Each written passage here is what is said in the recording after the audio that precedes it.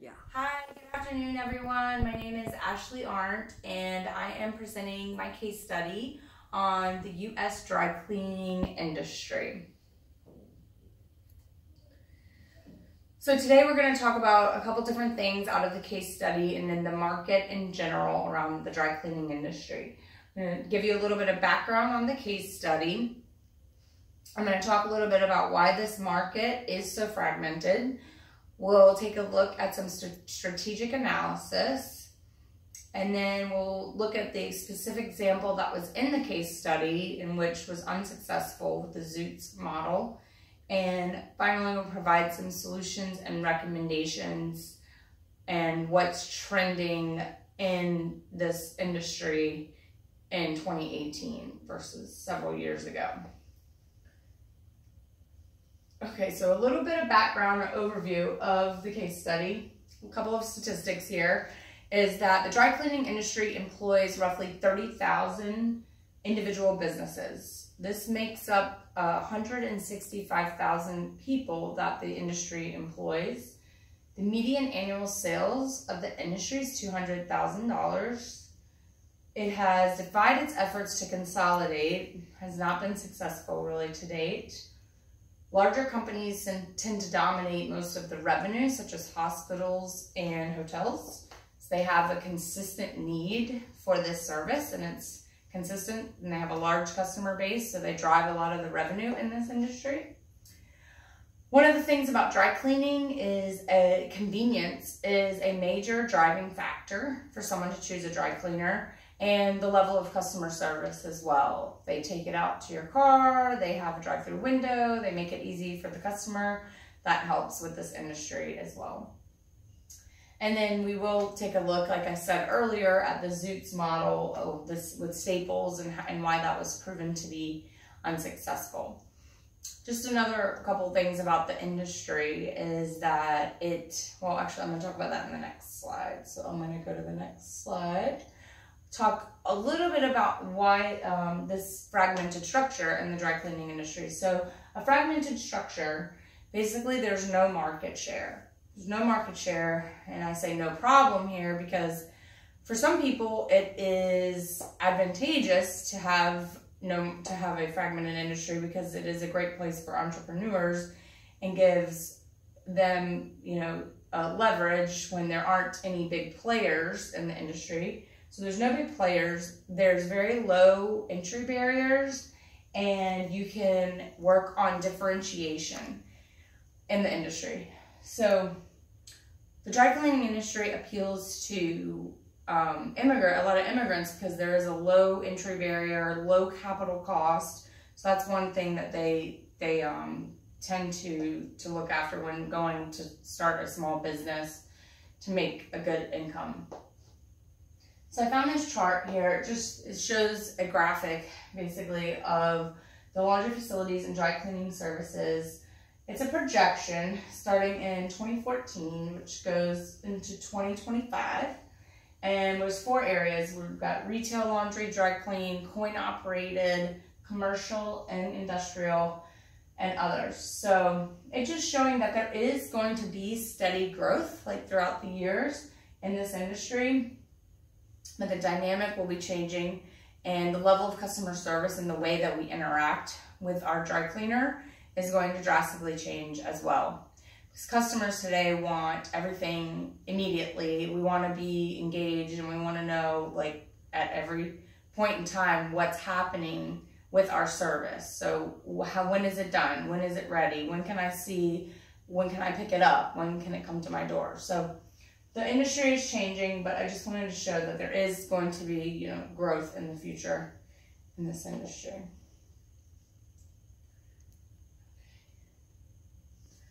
Okay, so the case study that I had mentioned this example of Zoots was a company formed, the Cleaner. And this company was formed from several executives that worked with Staples, the large office supply retailer. And they had a vision. They had a vision that they wanted to consolidate the dry cleaning industry and that they were going to develop 7 to 10 local hubs in a concentrated geographic area So the customers it would be very convenient for customers. They would have one on every corner, and they thought this was going to be super successful because they had $40 million worth of capital built up. They had all this money. They had the executives. They had the support. They had the people. However, things really turned out to be the opposite. They realized that in this industry, it was a very service-intensive nature, and there was a high variability of the clothing. So like you could have someone coming in for just their men's business shirts, you could have a wedding gown, you could have a bedspread, like many different things that cause the cost to go up and down, like all over the map with the cost and the revenue. So it was unpredictable. It wasn't steady, it wasn't consistent, and it was a high variability of the clothing. Costs were much higher than they anticipated. They had a lot of employee turnover. They didn't deliver great customer service. So what ultimately happened is the company did grow in the beginning. They had a lot of steady growth, but then they just really weren't prepared. They didn't diversify. They didn't get ahead of the growth. And so they ultimately failed because currently they only remain in the Boston area, and they have less than 40 stores total in the US. And the initial founders of the company are no longer with the company, which is not surprising. So that was ultimately a failed effort to consolidate the dry cleaning industry.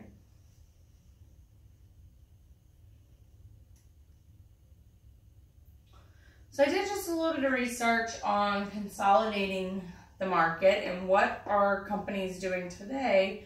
What does the dry cleaning industry look like today? So I found two companies that are pretty progressive and pretty, on point with 2018 type of customer service. One is called Rinse, which is based out of San Francisco, California. And the other one is called Cleanly, which is based right out of here in New York. So just to bring some more light into these two companies, basically they're very focused on customer service and supporting the customer at their convenience, their time, their level of effort. They all have apps. They all have basically like a progress, like an Uber driver would be, it's leaving this, it's coming to your doorstep at this time. Rinse has really removed all the friction that comes with clothing care to provide a simple, consistent, high-quality solution that will take care of everything in your closet. So it's a one-stop shop for everything in your closet, and they'll take care of it. And they focus on customer service, and they're expanding rapidly all over the United States. And then we have Cleanly, which is seen as a competitor. If Rinse comes to New York, they're going to have Cleanly to compete with. Laundry Day Done, they saying, we outsource our cleaning services, we outsource food delivery, like we outsource our lawn care, right? So why not outsource laundry service? So these two are both outsourced. They have an app, like I said. They take the effort out of the customer with, no confusing pricing, unclear processes. They have a delivery, which occurs at the tap of a button around your schedule. Very friendly people and knowledgeable about clothing care. So these are just two examples of like where the industry is going in the world that we live in now, which is 2018. So I just wanted to share that with you to give you some influence on what's happening with the industry. So one of the things that the chapter 6 in our book really focuses on is value innovation. So I really liked this section in this term, and basically the main point is we're gonna offer more value to customers at a lower cost. So you're gonna get a lot more at a lower cost, and fragmented industries are basically a wide open space for entrepreneurs. Like there's so much they can do with an industry like this to create, leverage and something different amongst a competitor by providing more service for less cost. And then there's also marketing and promotions, which I think are really important when you have a small business. You really have to have a strong loyalty program. I think a loyalty program is really important in a dry cleaning service. Discounted services, monthly specials, things like that, I think are super important. I would develop, a strong marketing and promotional strategy if I were trying to consolidate or change the dry cleaning industry. So some additional solutions and recommendations that I would have is, and throughout the book it says, a focused strategy is best. So I think either focusing on a specific customer group, a customer need, or a specific geographic location is good. Part of my strategy would be I would want to do training and franchising, offering more services for less cost, try to get multiple sites up and running with the right types of people and low overhead.